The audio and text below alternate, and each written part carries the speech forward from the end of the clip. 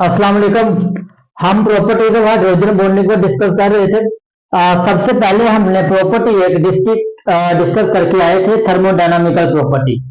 और आज हमने जो प्रॉपर्टी डिस्कस करनी है, इस प्रॉपर्टी का नाम है स्ट्रक्चर ऑफ आइस, यानी बर्फ की साख्त। आज इस प्रॉपर्टी को डिस्कस करेंगे हम, स्ट्रक्चर ऑफ आइस, बर्फ की साख्त। अब ये प्रॉपर्टी क्या है, इसको समझना बहुत जरूरी है। अगर आपको इसकी थोड़ी बहुत ही मालूमात का पता है, इसकी बैकग्राउंड का पता है, तो आप इसकी थ्योरी बहुत इजीली कर सकते हो। अगर आपको नहीं पता तो मैं आपको करवाऊंगा कि स्ट्रक्चर ऑफ आइस क्या होती है, बर्फ की साख्त। अगर इसको पेपर के हवाले से देखा जाए तो बच्चे ये काफी ज्यादा इंपॉर्टेंट प्रॉपर्टी है, और इससे एमसीक्यू जो है वो भी आते हैं। काफी ज्यादा इंपॉर्टेंट प्रॉपर्टी है ये स्ट्रक्चर ऑफ आइस। सबसे पहले अगर मैं बात करूं लिक्विड वाटर की, जो लिक्विड वाटर है बच्चे, ये लिक्विड वाटर है, इसके जो मॉलिक्यूल्स होते हैं, वाटर के मॉलिक्यूल, ये रैंडमली मूव करते हैं। लिक्विड वाटर के जो मॉलिक्यूल्स होते हैं बेटा, ये रैंडमली मूव करते हैं। मेरे पास ये स्ट्रक्चर है, दो इसके साथ हाइड्रोजन है, और बड़े वाला क्या है, ऑक्सीजन है, और उसके साथ जो दो चीजें अटैच हैं, ये क्या है, दो हाइड्रोजन है। इसी तरह मेरे पास एक ये है, इसके साथ दो हाइड्रोजन है, सेम इसी तरह ये है, इनके साथ क्या है, दो हाइड्रोजन है, एक ऑक्सीजन है। अब इनके दरमियान फोर्स ऑफ अट्रैक्शन कायम होती है, इनके दरमियान फोर्स ऑफ अट्रैक्शन कायम होती है। तो जब इनके दरमियान फोर्स ऑफ अट्रैक्शन कायम होगी तो क्या करेगा, ये एक जगह से दूसरी जगह मूव करते हैं, एक जगह से दूसरी जगह मूव करते हैं। होगा क्या कि मेरे पास देखो ये मॉलिक्यूल है, अब ये मूव करके आएगा इधर, ये मूव करके इधर आएगा तो यहां पे एक बन जाएगा, इसके साथ दो हाइड्रोजन अटैच हो गए। अब ये क्या, ये वाला मॉलिक्यूल मूव करके आया इधर, तो इसने क्या किया, इसने इसके साथ अटैच हो गया, इसके साथ बन गया, इनके दरमियान फोर्स ऑफ अट्रैक्शन हो गया। यहां से क्या हो गया, हाइड्रोजन बॉन्डिंग, इनके दरमियान जो हाइड्रोजन बॉन्डिंग हो रही थी वो गई है टूट, इनके दरमियान जो हाइड्रोजन बॉन्डिंग हो रही थी वो टूट गई है। तो यहां से यहां तक आया ये मॉलिक्यूल, तो इसके साथ हाइड्रोजन बॉन्डिंग बन गई। मतलब कि मैंने आपको बताया कि जो वाटर के मॉलिक्यूल होते हैं ये रैंडमली मूव करते हैं, एक जगह से दूसरी जगह जाते हैं, रैंडमली मूव करते हैं, एक जगह से दूसरी जगह जाते हैं। जैसे देखो, इनको हम कहते हैं मोबाइल, ये जो वाटर के मॉलिक्यूल इनको हम मोबाइल भी कहते हैं। वो कैसे, आपके पास एक मोबाइल है, अगर आप एक ड्रॉप वाटर का ऊपर गिराओगे तो क्या होगा, पानी जो रैंडमली मूव करेगा। आपने एक जगह जिस जगह गिराया ड्रॉप पानी का, तो वो क्या करेगा, फौरन एक जगह से दूसरी जगह मूव करके चला जाएगा। तो जहां जाके रुकेगा तो वो क्या करेगा, किसी और के साथ हाइड्रोजन बॉन्डिंग बना लेगा, उनके दरमियान क्या होगी, फोर्स ऑफ अट्रैक्शन कायम होगी। तो इसी तरह क्या होगा, इसका टेम्परेचर जहां पे जाके रुकेगा तो वहां पे क्या होगा, बर्फ बनना स्टार्ट हो जाएगी। जहां पे जाके रुकेगा वहां पे क्या होगा, बर्फ बनना स्टार्ट हो जाएगी। तो देखो, जब आपके पास जो ऑक्सीजन है और उसके साथ दो हाइड्रोजन अटैच है, अगर इनके टेम्परेचर की बात करें तो इनका टेम्परेचर होता है कम। आपको पता है कि temperature kinetic energy directly proportional होता है टेम्परेचर के। जब काइनेटिक एनर्जी ज्यादा होगी तो ऑटोमेटिकली टेम्परेचर भी ज्यादा होगा, जब काइनेटिक एनर्जी कम होगी तो टेम्परेचर भी कम होगा। इसलिए कि जो ये टेम्परेचर है ये हो रहा है कम, ये टेम्परेचर कम हो रहा है तो काइनेटिक एनर्जी भी क्या होगी, कम होगी। ये टेम्परेचर कम होगा तो काइनेटिक एनर्जी भी क्या होगी, कम होगी। तो इसी के साथ अगर आप इसका स्ट्रक्चर बनाना चाहते हो तो ठीक है, अगर नहीं आपको बनाना आता तो कोई मसला नहीं, आप ना बनाओ। लेकिन आपको जो मेन चीज है वो समझना बहुत जरूरी है। अगर आपको किसी भी चीज की समझ नहीं आती तो आप थ्योरी नहीं कर सकते। हमेशा थ्योरी करने के लिए जो भी टॉपिक होता है उसको समझना बहुत जरूरी होता है। अगर आप उसको समझोगे नहीं तो आप थ्योरी नहीं कर सकोगे। तो अगर इसमें इसका मैं स्ट्रक्चर बनाऊं तो मेरे पास क्या बनेगा, 6 मॉलिक्यूल होंगे वाटर के।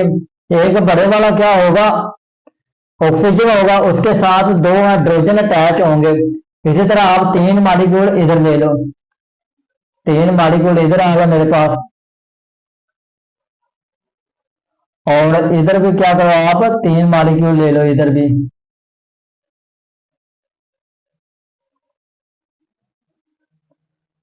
सेम इसी तरह इधर 3 मॉलिक्यूल आ गए।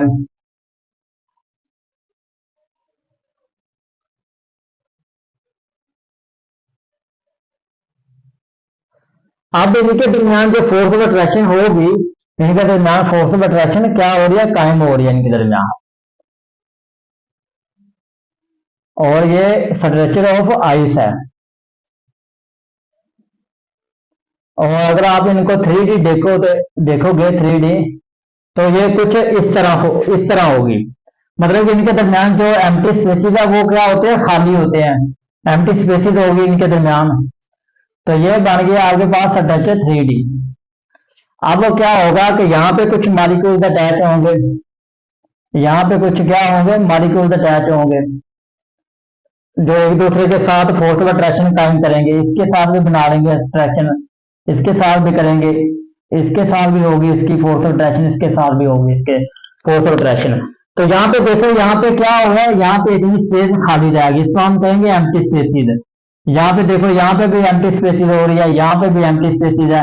मतलब कि आपके जब आपका टेम्परेचर कम होगा तो क्या होगा, आपकी जो बर्फ है वो बनना स्टार्ट हो जाएगी, आपकी जो बर्फ है वो बनना स्टार्ट हो जाएगी। तो सबसे पहले हम यहां से लिखना स्टार्ट करेंगे कि जो लिक्विड के मॉलिक्यूल होते हैं वो रैंडमली मूव करते हैं, एक जगह से दूसरी जगह जाते हैं। तो इसके रिलेटेड एक क्वेश्चन आता है, वो कहता है कि why ice floats on water, यानी जो बर्फ है वो पानी पे क्यों तैरती है। सबसे ज्यादा इंपॉर्टेंट शॉर्ट क्वेश्चन है ये, why ice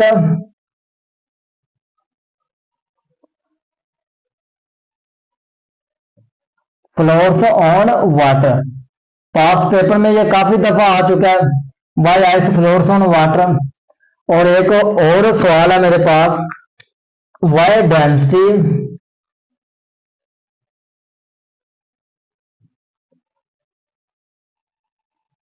of ice is less than water, यानी जो आइस की डेंसिटी है वो वाटर से कम क्यों होती है, तो ये वो वाटर से ज्यादा क्यों होती है। तो ये भी मेरे पास दो क्वेश्चन, पहला ये है, दूसरा ये क्वेश्चन है। तो इनका जो आंसर होगा वो सेम ही होगा, इन दोनों का जो आंसर है वो क्या होगा, सेम ही होगा। तो सबसे पहले हम करेंगे कि जो हमारे पास लिक्विड के मॉलिक्यूल्स हैं ये एक जगह से दूसरी जगह जाते हैं, यानी ये रैंडमली मोशन होते हैं। In liquid water,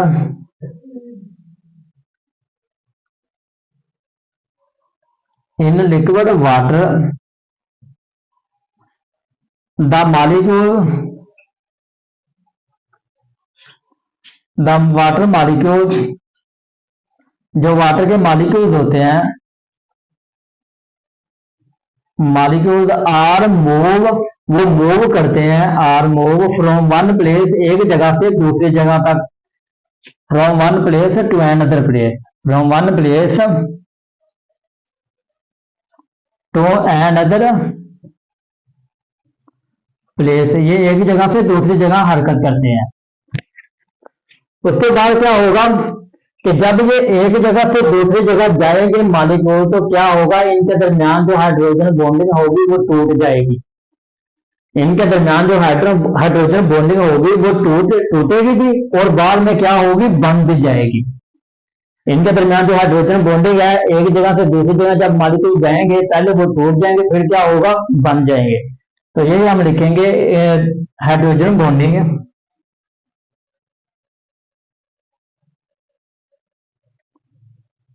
hydrogen bonding of liquid water, of water molecule, जो वाटर के जो मॉलिक्यूल्स है वाटर के, hydrogen bonding of water molecules इस ब्रेक से वो टूटेगी भी, एंड फ्रॉम्ड, और बाद में क्या होगा, बन भी जाएंगे, एंड फ्रॉम्ड बाद में क्या होगा, बन भी जाएंगे। उसके बाद जब ये बनेंगे तो इनका टेम्परेचर क्या होगा, कम होगा, इनका टेम्परेचर, आइस का टेम्परेचर कम होगा, तो आपके पास जो आइस होगी वो बनना स्टार्ट हो जाएगी, और काइनेटिक एनर्जी भी कम होगी। In temperature,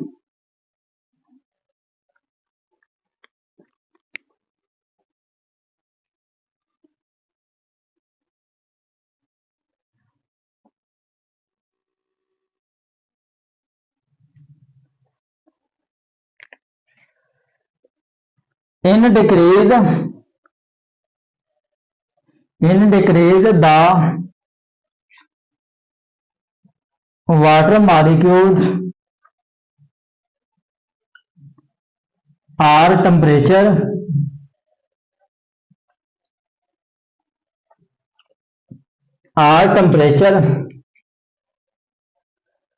and then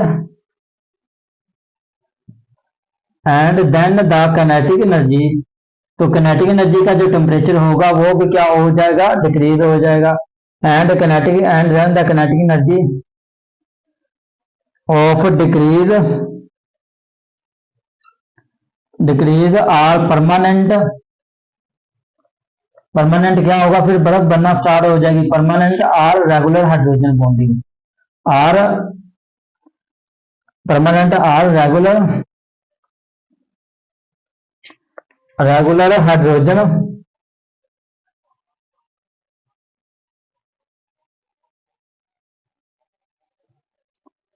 bonding is formed.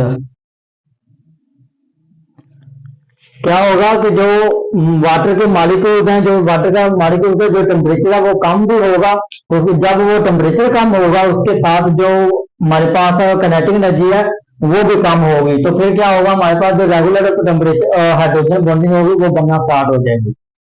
उसके बाद यहाँ पे जो एम्प्टी स्पेसिस होंगे, फिर जो स्ट्रक्चर है हमारा, इसमें जो एम्प्टी स्पेसिस है वो क्या है, खाली है। And empty spaces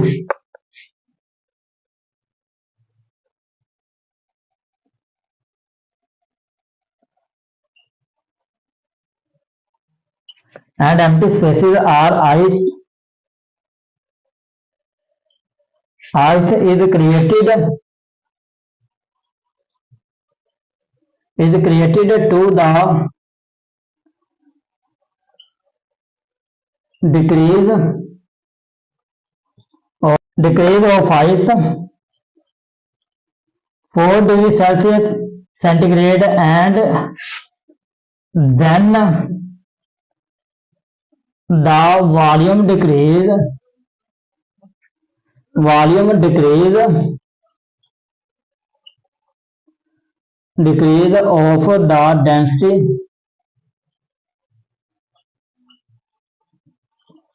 the density volume decrease 9% decrease of the density, and that's why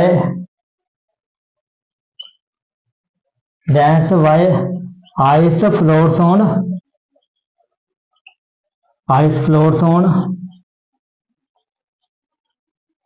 water. तो ये था मेरे पास इसका आंसर। अब यहाँ पे मैंने दो वर्ड लिखे, एक लिखा 4 डिग्री सेंटीग्रेड और दूसरा लिखा 9%। अब क्या होगा कि अगर आपका जो आइस है 4 डिग्री से कम होगा, 4 डिग्री से कम होगा तो क्या होगा, बर्फ जो एक जगह से दूसरी जगह जो मॉलिक्यूल जाते हैं वो रुक जाएंगे, वहां पे बर्फ बनना स्टार्ट हो जाएगी। उसके बाद जो 9% है, इसका क्या मतलब है, देखो ये जो वॉल्यूम है, अगर आप एक बोतल की बात करो तो बोतल जो होती है वो उसका जो होता है, ये मेरे पास एक बोतल है। अब देखो बोतल यहां तक होती है फिल, और वो जो वॉल्यूम है वो क्रिएट वॉल्यूम कैलकुलेट करते हैं, तो यहां तक बोतल क्या करते हैं, फिल करते हैं। तो यहां तक जो बोतल होती है वो खाली होती है, 9% खाली होती है। क्यों होती है, क्योंकि जब आप इसको ठंडा करते हो तो वो यहाँ तक फिल नहीं करते। जब आप इसको ठंडा करते हो तो यहाँ पे जो इसका वॉल्यूम होता है वो इंक्रीज होता है। अगर वो वॉल्यूम यहाँ तक फुल कर देंगे बोतल, तो इसका वॉल्यूम इंक्रीज होगा तो ये बोतल वो फट जाएगी। इसलिए वो वॉल्यूम इनका यहाँ तक इंक्रीज करके करते हैं। तो इसका ऊपर से जो वॉल्यूम होता है जो 9% वो खाली छोड़ देते हैं कैलकुलेट करके। तो बच्चे आज का टॉपिक हमारे पास स्ट्रक्चर ऑफ आइस। उससे सबसे पहले हमने की थी एक प्रॉपर्टी थर्मोडायनामिकल प्रॉपर्टी, और आज हमने की है स्ट्रक्चर ऑफ आइस। तो सबसे पहले इसके दो बहुत ज्यादा इंपॉर्टेंट शॉर्ट क्वेश्चन है, जिनको अच्छे तरीके से याद कर लीजिएगा। तो ये तो हमारे पास आज का topic properties of hydrogen bonding structure of ice. Allah Hafiz.